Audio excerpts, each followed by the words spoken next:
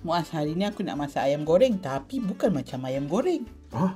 Bukan ayam goreng tapi macam ayam goreng tapi bukan. Macam mana tu? Ini inspirasi daripada Tengku Ampuan Pahang. Oh, mesti sedap lauk ni. Kan lain macam rasa dia. Macam dia nak buat dia? Okey, ayam dia kita kena rebus dulu, kemudian kita goreng. Oh, rebus dan goreng. Betul. Alright. Lepas tu tadi bahan-bahan yang kita kena kisar tu kita kisar dulu. Alright, kisar kasar ke halus? Kisar halus. Kisar halus. Warna kuning macam ni Ya betul. Ada semua benda dalam ni. Lengkuas semua ada semualah. Ni tumis sampai pecah minyak macam biasa. Tumis sampai pecah minyak macam biasa. Ni ke ayam goreng dah ni kalau ada macam gini. Betul kan? Tapi dia panggil ayam goreng pedas. Alright. Okey. Kemudian masukkan Gula merah tadi gula tu. merah dengan asam keping.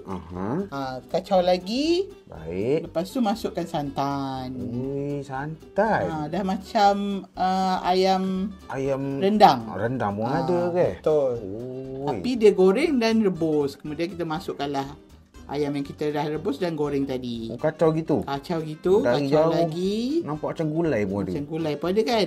Lepas tu kita masukkan kelapa goreng. Kelapa goreng. Macam ala-ala kerisik lah. Tapi yang ni kita kelapa ni kita goreng dulu. Yang kasar punya. Betul. Kemudian masukkanlah serbuk perasa. Okey, Dah nak siap ni, dah nak siap ni. Oh, sekejap gitu je.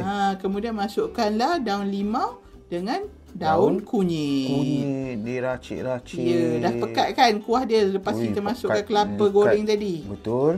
Memang betul macam rendang tapi dia panggil ayam goreng pedas. Sedap makan dengan nasi. Dengan nasi impit pun sedap, dengan pulut pun sedap. Ingat makan, ingat rasa.